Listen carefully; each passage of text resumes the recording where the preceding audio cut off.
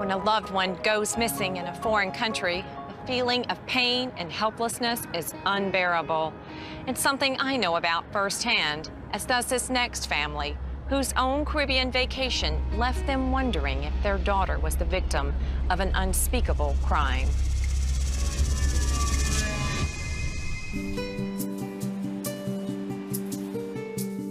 Chesterfield, Virginia. Home to the Bradley family, Ron, Iva, Brad, and Amy. Amy was born first and ran the show. Amy lettered in 5 sports in high school. Brad did the same thing. Was Amy a take-charge sister? Focused and a fireball and... A lot like her mom.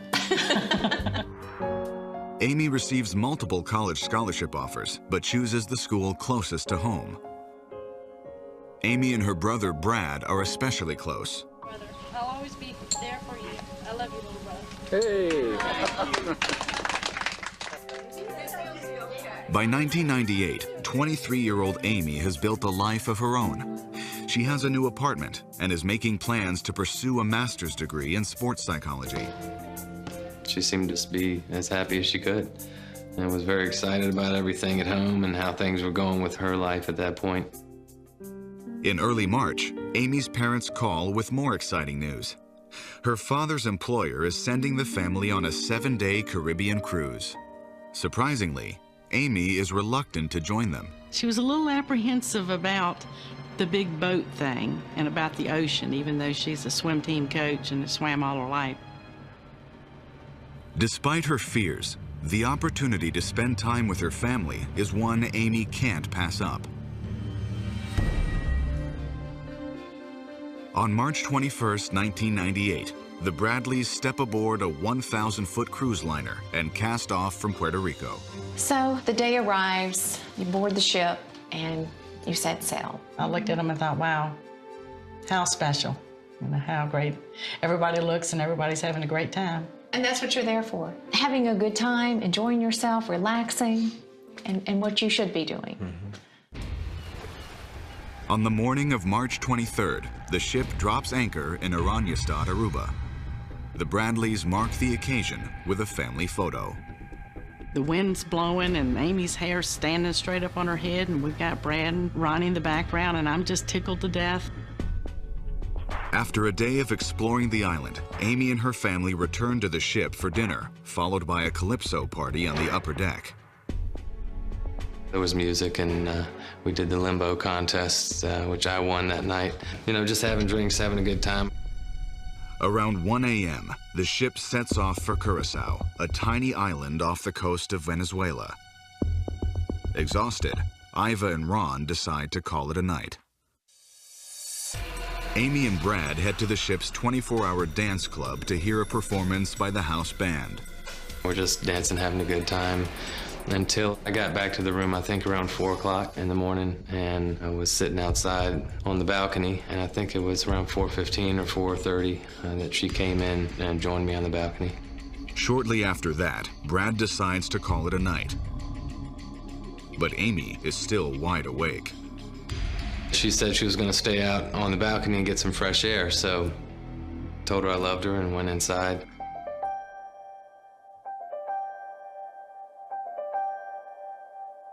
"5:30 a.m. As the ship arrives in Curacao, Ron Bradley wakes to find his daughter still on the balcony, relaxing. Knowing that she was comfortable, I just decided to lay my head back down because I knew in about 20 minutes we were going to get up and go off on the island and have breakfast. But when Ron wakes up again 20 minutes later, Amy is nowhere in sight. Right away, I said, well, she must have gone up on the deck to take some pictures, drink some coffee. So I fully anticipated going out of the room and finding her up on deck. But Amy is not on deck. All of her belongings are still in the room. Yet after searching the ship for more than an hour, Amy is nowhere to be found. Ron is starting to panic. So, you know, where in the world is she? And I came back and told my wife that I can't find Amy, you need to get up and help me look. What was your initial gut reaction when he told you that? I'm immediately very, very, very upset and concerned because I took one look at him, and he didn't even look like him. He was completely frantic. Where is Amy Bradley? Passengers are preparing to spend the day in Curacao. Ron and Iva Bradley beg the crew not to let down the gangplank. My wife was pleading not to let anyone off the ship. Please muster everyone to account for everyone and look over the ship, search the rooms, please find her. The captain agrees to launch a search for Amy, but refuses to make an announcement or seal off the ship. Minutes later, the cruise liner opens its doors to the streets of Curacao. Your thoughts must have just been racing with panic that Amy is nowhere to be found, and now the ship is just emptying out. I said, there's about 3,000 people on here. There's 3,000 eyes and there's 3,000 ears. You've got to put out a picture. You've got to make an announcement that she's missing. We need help. He said, we can't make an announcement like that. It will disturb the passengers. For now, the Bradleys can only start searching the ship. We went up and looked around the disco and all the different floors, and you realize it wasn't just an everyday situation. I don't know how to describe the feeling. It was just helplessness and frantic at the same time. 5 p.m. The Bradleys have yet to find any sign of Amy. They've also been informed by the ship's captain that his search turned up nothing either. He said, every nook and cranny of this ship has been searched. Your daughter is not on this ship. Amy Bradley has vanished. When pressed by the Bradleys, the captain suggests Amy could have fallen overboard. The Bradleys are skeptical. She wouldn't come near the rail, and never did in the first couple days of the cruise. I don't think that there's any chance she fell over accidentally.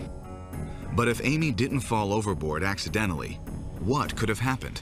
Some members of the ship's crew suggest Amy might have jumped on purpose, committing suicide. Again, the Bradleys don't buy it. Knowing the type of person that she is, and the fact that she had just graduated from college, had just gotten a new English Bulldog, which she'd always wanted. As far as jumping from the ship, just never been a possibility in my mind. Another crew member suggests Amy might have disembarked in Curacao. He suggested that Amy might be found on Curacao, that maybe we should leave the ship. And we said, well, maybe we should stay on the boat. And he said, well, if you stay on the boat and she ends up in Curacao, we can't get you off. At 5:30 that evening, the Bradleys reluctantly step off the boat and into a foreign country. How did you get off that ship? How did you do it? The hardest thing I'd ever done. You just are kind of stunned and you leave. In less than 4 hours, the ship will set sail for its next destination, with or without the Bradleys. The search for Amy is a race against the clock. We're in a foreign country. We don't know what to do. We're trying to get in touch with authorities. We're trying to get in touch with the embassy. That was closed. It was complete chaos. Amy's parents reach out to the FBI, but it will be at least 24 hours before agents can get to the island. As the ship prepares for departure, the Bradleys make the gut-wrenching decision to stay behind and continue searching for Amy. And we sit there and watch the ship leave the island. One thing that we noticed, we knew exactly where our room was on the ship, and it was dark. All the other lights were on, and everybody was partying and having a good time, and there we were by ourselves.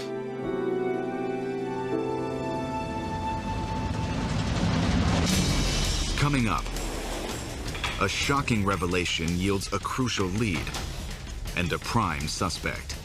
Amy turned slowly and walked into the disco, and he walked in behind her.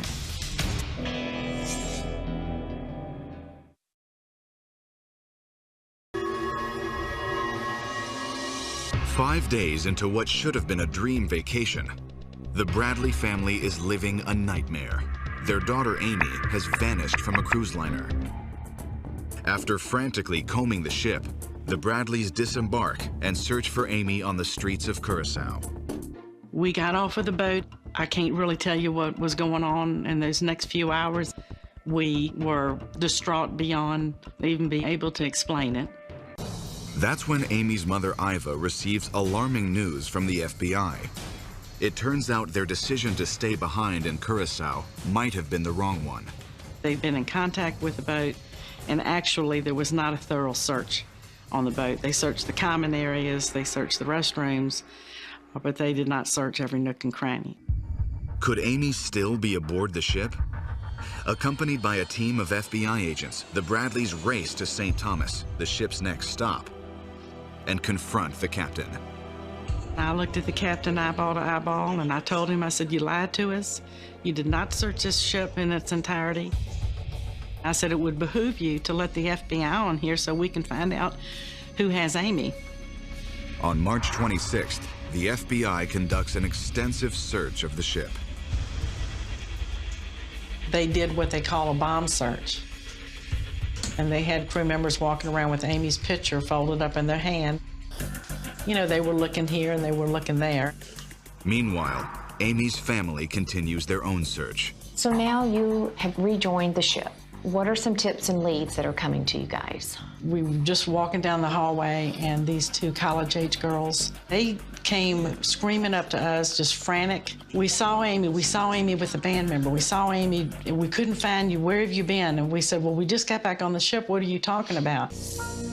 The girls claim that around 5:45 a.m., they saw Amy heading back to the ship's all-night dance club with the band's bass player, a Grenadian man by the name of Alistair Douglas.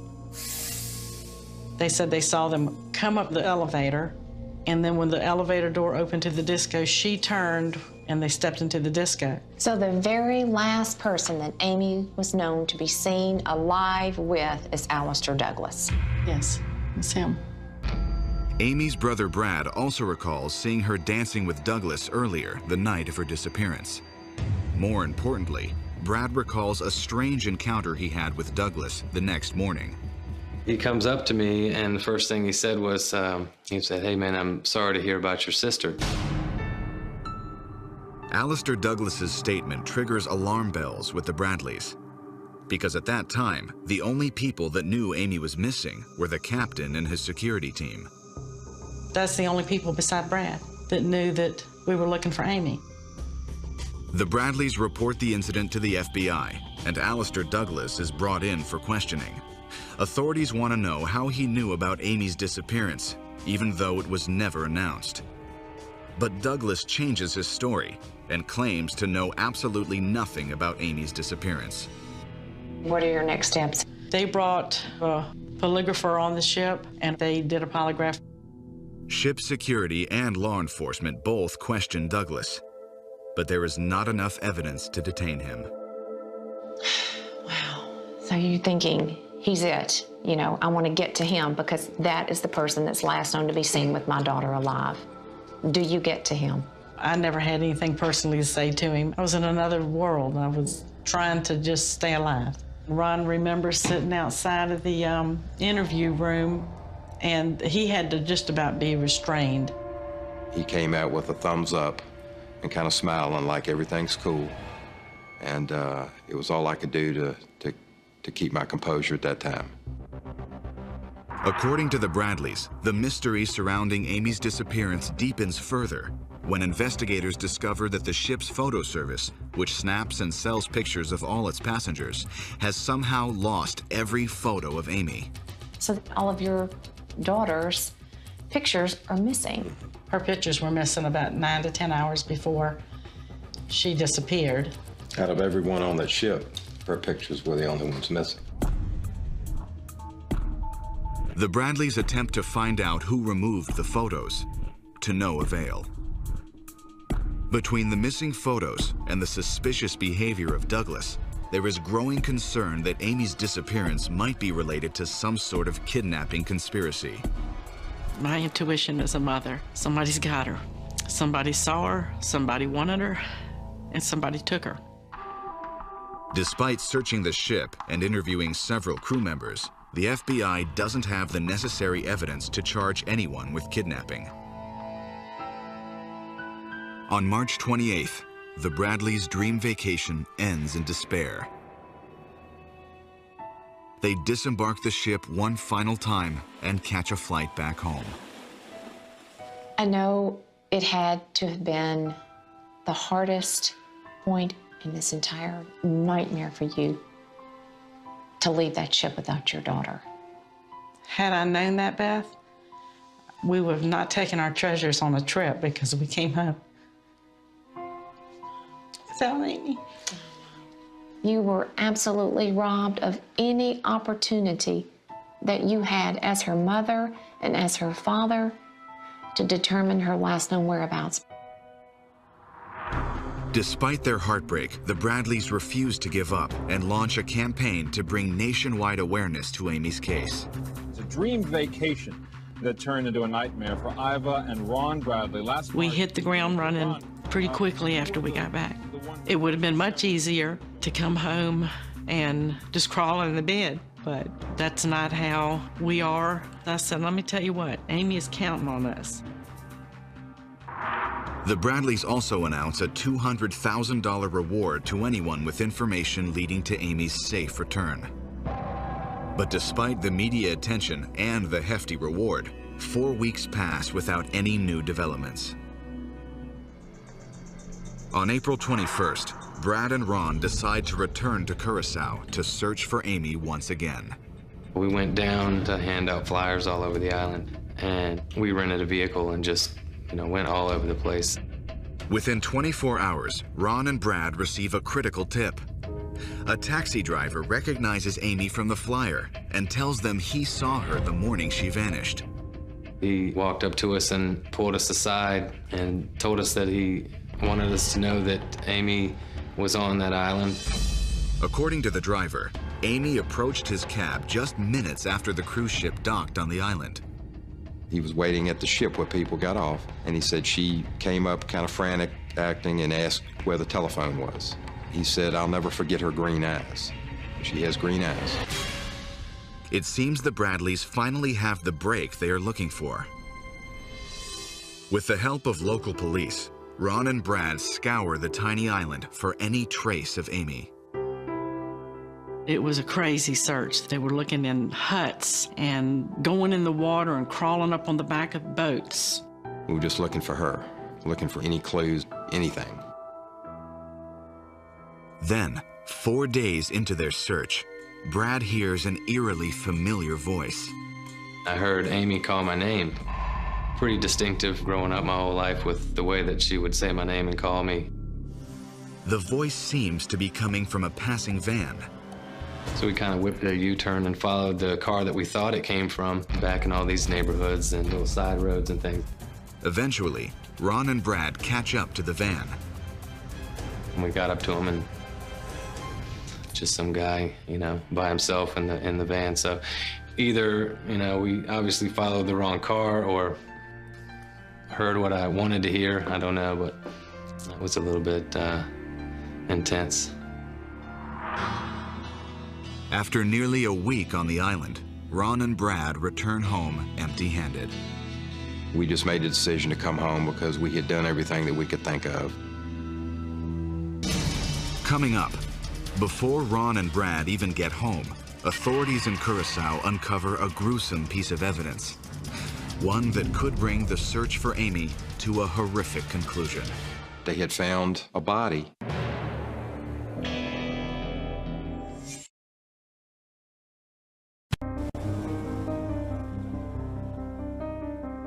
It's been 4 weeks since Amy Bradley vanished from the deck of a Caribbean cruise ship. But after a frustrating week searching the island of Curacao, her father and brother return home, empty-handed, once again. You're leaving and you're going home, and there's nothing else you can do there. I mean, you've done everything you can do. It was just horrible. Despite the unthinkable horror of their situation, Ron and Iva refuse to give up. There's not many people that knows how this feels. You're gonna have me crying, Iva. Even through the tears and the being anxious and being upset, we have got to stay focused and positive. But the Bradleys' darkest hour is yet to come. On their way back home, Ron and Brad lay over in Miami. While there, they receive some chilling news from Iva. The harbor chief on Curacao had called our house and told her that they had found a body and said it was a female, had brown hair, and he thinks that it was probably Amy's. It just had to have been just absolutely crushing to you. I remember coming back into Chesterfield Airport. We were getting ready to land, and the wind was blowing about 40 miles an hour that day. And normally I'm not real crazy about flying, but that day, if it had gone down, it wouldn't have bothered me. It will take investigators in Curacao 24 hours to ID the remains. The wait is excruciating. I felt like we were about this big, and we didn't know what to do, where to go, how to handle things. Finally, the phone rings. Though it's unclear whose remains authorities have found, they can tell it's not Amy. What they found on the beach was not a female with brown hair. Actually, it was a male, and it was just a pelvic girdle and a piece of a spine that was determined to be for a man. The Bradleys are relieved, but they are no closer to finding their daughter. Once again, they turn to the media for help. It was just a constant thing from the time we got up in the morning until the time we went to bed at night, and it never stopped. It's like a hole blown through you with a bunch of jagged edges. There is no closure until we find Amy. May 1999. After watching a TV segment on Amy's case, a Canadian businessman by the name of David Carmichael calls the Bradleys with an astonishing lead. He also tells them he has no interest in their reward fund. I'll never forget that day. I'll never forget it. He said, "I have seen your daughter. I've absolutely seen your daughter." According to Carmichael, the encounter took place while he was scuba diving in Curacao, some 5 months after Amy vanished. We were over in a small area where we wash off the equipment in fresh water, and I looked down the beach and I saw a girl walking down the beach with being flanked by 2 people. At first, Carmichael paid no attention to the 3 strangers. But then, the woman did something bizarre. The minute she heard I spoke English, she picked up her pace and was putting distance between her and the 2 people that were flanking her. Within what was probably seconds, she was within 3 or 4 feet of me. According to Carmichael, just as the young woman was about to speak, the 2 men caught up to her and pulled her into a nearby cafe. David decides to follow them. Something went off in my brain to tell me, gather more information about this person. David notices a scar on the woman's right shin, and she also seems to be pointing out several tattoos. She has a Tasmanian devil on her left shoulder blade. David's description is chilling. The credibility is unquestionable. This time, this could be it. This could really be Amy. He described her to a T, to include her tattoo. I was 2 feet away from her. 2 feet. That's how close I was. I don't even have to think about it. It's 100%. It's not 99, it's 100. It's 100%, it was her. It was. If the woman on the beach was Amy, then who were the mysterious men with her? It made us wonder what type of situation Amy was in and who had or who was controlling her.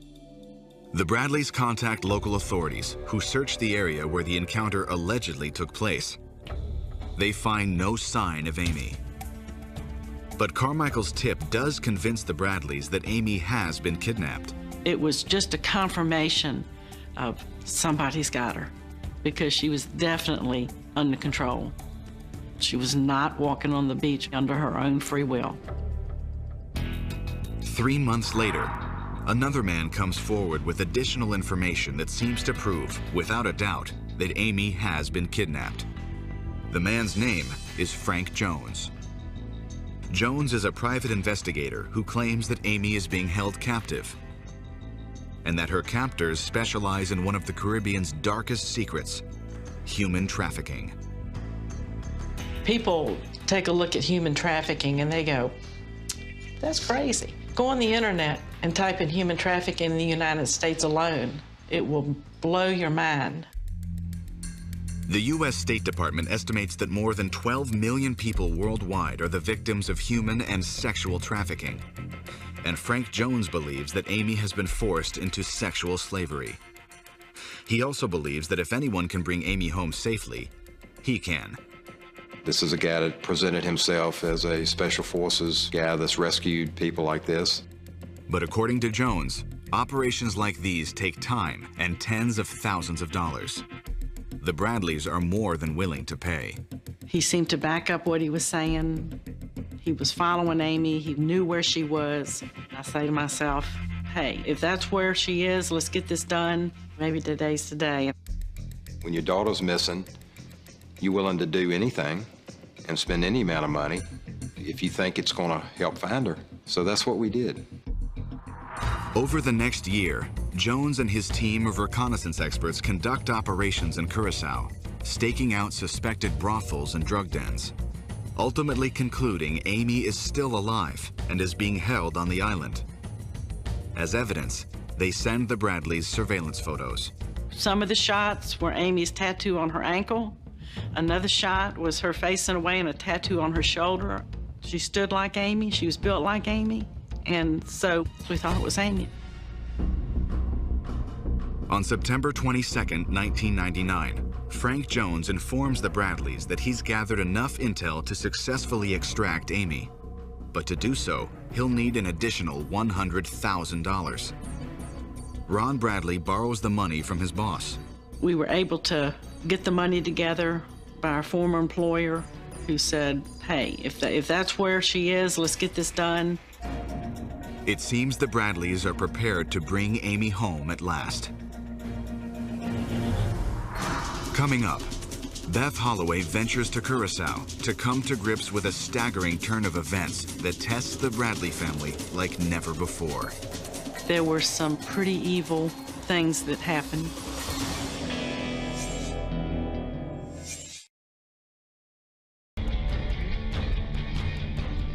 Two years after Amy Bradley vanished from a cruise liner, her family seems to be closing in on the truth.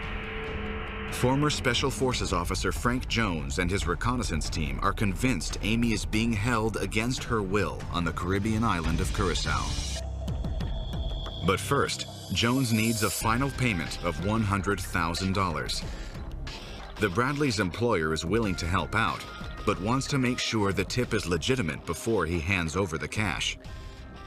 So on November 1st, 2000, he sends a trusted source, security contractor Tim Buckholes, to Curacao in order to monitor Frank Jones and his team. He's very kind, he's very gentle, but he's scary. He's the kind of guy that can go on an island or go anywhere in the world, and he just straight up says, I need to meet the criminal element here. After just a few hours on the island, Buckholes contacts the Bradleys with some heartbreaking news. He called us saying that Frank Jones is down here drinking rum and having a good time, and with absolutely nothing going on concerning Amy. Tim has also discovered that Frank Jones is not the former Special Forces operative he claims to be. Jones is a con artist, and that the alleged photos of Amy are phony as well.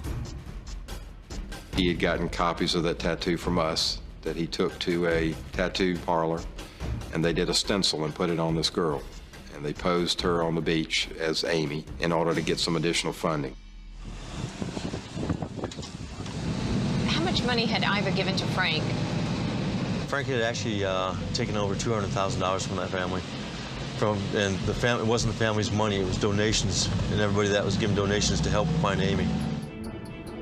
In February 2002, Frank Jones is arrested in Virginia and charged with mail fraud. He is sentenced to 5 years in prison and ordered to repay every penny he conned from the Bradleys. But what the Bradleys can't recoup is the time they've wasted on this bogus investigation.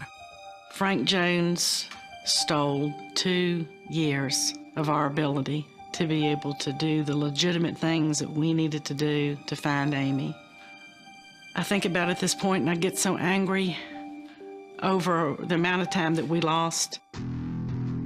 But while the Bradleys are trying to jumpstart the search for Amy, another lead comes in, this time from a sailor stationed on Curacao.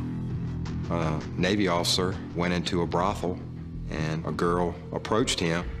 And she leaned in and said, my name is Amy Bradley and I need help. And he said, well, you know, what kind of help do you need? And she says, I need help, I can't get out.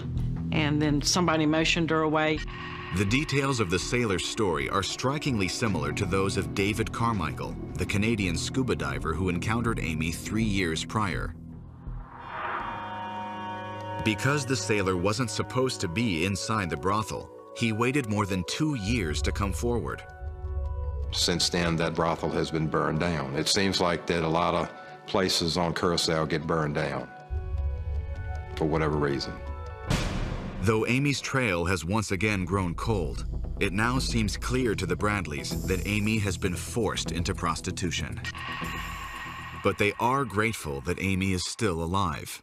You guys are such fighters to keep Amy's name, her face, the circumstances surrounding her disappearance in the forefront. We can't let her down. And any parent will do whatever, as you well know, whatever you have to do to find your child. 4 more years pass without a single new lead in the case. But finally, in September 2005, the Bradleys receive a shocking tip. An anonymous source sends them photos he found online. The woman in the pictures bears a striking resemblance to Amy. Could these possibly be Amy? Heavy makeup, kind of wild hair. My sister, the artist, first thing she does is she takes the picture. She said, squint your eyes at that picture and see what you see. And Beth, when I squinted, it was like, it just shocked me. It was just Amy. Even more telling is the fact that the pictures were pulled from an adult website based in the Caribbean, and the young woman is being advertised as a female escort. After droves of false leads and dashed hopes, the Bradleys want to be 100% sure it's really Amy. We got in touch with a forensic detective in one of the police departments, and he took those pictures and he took Amy's pictures and he did overlays. The forensic detective determines that facial structure, hairline, and multiple ear piercings make the girl in the photo a perfect match for Amy. He gave us the complete breakdown on it, and he said, I will tell you that I will bet my career that this is Amy. Investigators begin tracing the IP address of the website hosting the pictures. Coming up, just as they're honing in on the source of the photos, another woman's terrifying encounter strikes a new level of fear in the Bradleys and drastically alters the course of the investigation. It had to have been just sheer panic. It scared me to death. I thought, are they coming in to rob me or rape me? Or I didn't know what to do.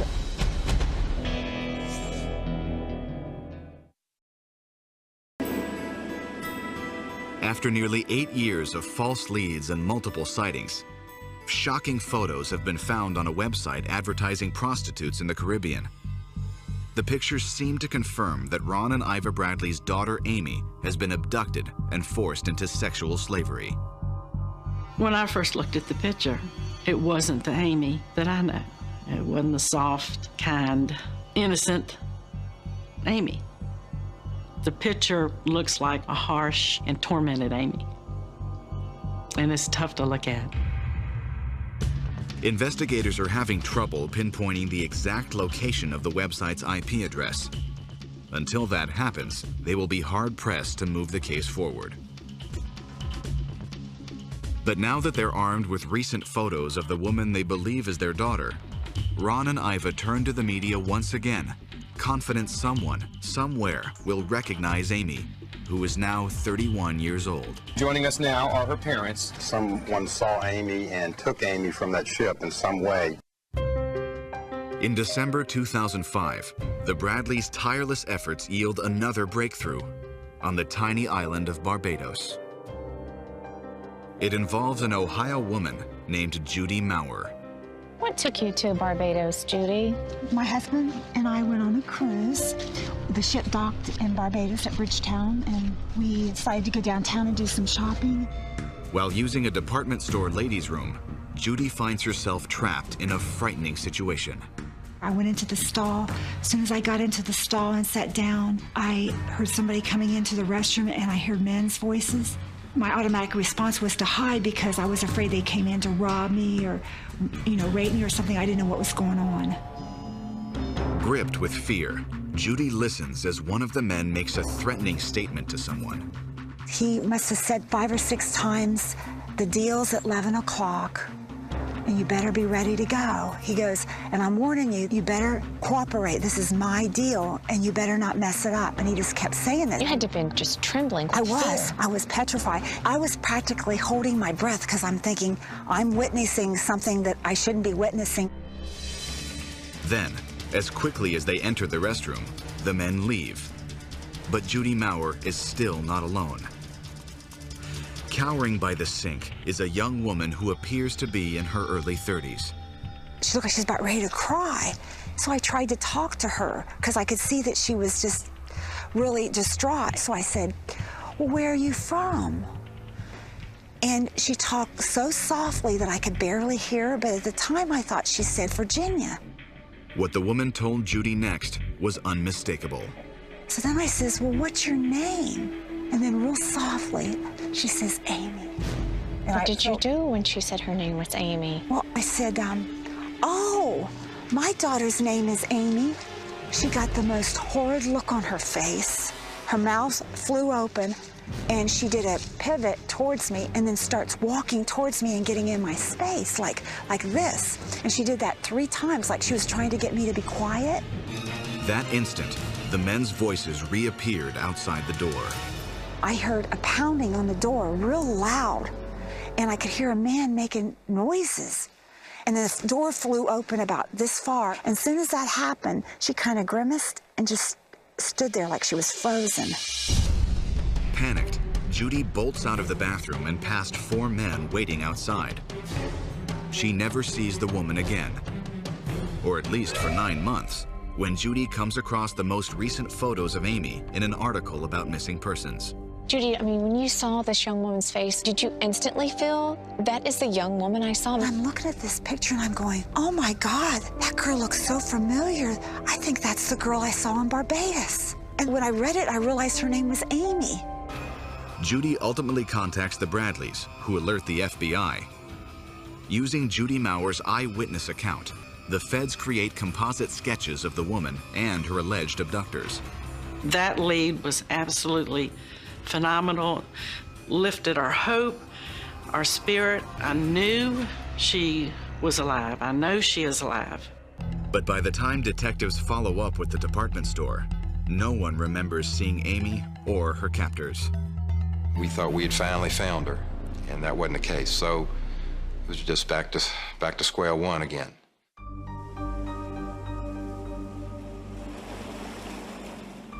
13 years have now passed, and there are still more questions than answers surrounding Amy Bradley's disappearance. Although Amy could be anywhere by now, private investigator Tim Buckholz believes that there are still answers to be found in Curacao. Got a question for you. I'm looking for somebody. Remember this girl? Remember her? Somebody knows what happened. One way or the other, somebody knows. Tim believed that somebody could still be Alistair Douglas, the bass player aboard the cruise ship and the last person seen with Amy before she vanished. Douglas is believed to still be working and living in the Caribbean, and though there is no concrete evidence linking him to any crime, Tim Buckholz would like to ask him one simple question. What happened to Amy that morning while the ship was docking into Curacao? That's the only question I want answered. Until then, Tim and the Bradley family will continue searching the Caribbean for clues, hoping that one day, Amy will come home. I miss her when I'm washing dishes, when I'm taking a shower, when I'm working. She's my heart. She's absolutely my heart. She knows that we love her and that we will fight until the day we die to find her. I know we still have hope, even though it may not be realistic. I love you, little brother. Hey! We just can't give up looking. We just got to do what we have to do. As long as it takes.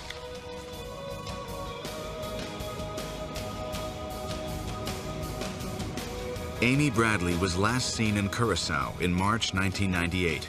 She is 5 foot 6 inches tall with brown hair and green eyes. Amy also has 4 distinctive tattoos: a Tasmanian devil on her shoulder blade, a sun on her lower back, a Chinese symbol on her right ankle, and a gecko around her navel. Today, she would be 37 years old. Well, show me around your grounds, and I know that there have been a lot of things that you've been doing and keeping busy with in honor and tributes to Amy. Over here, we've got this entire area from down the side, and we have a plaque for Amy's garden. And the yard, it says Amy's garden. Oh. It just uplifts us when it's all in bloom because it just feels so much like Amy.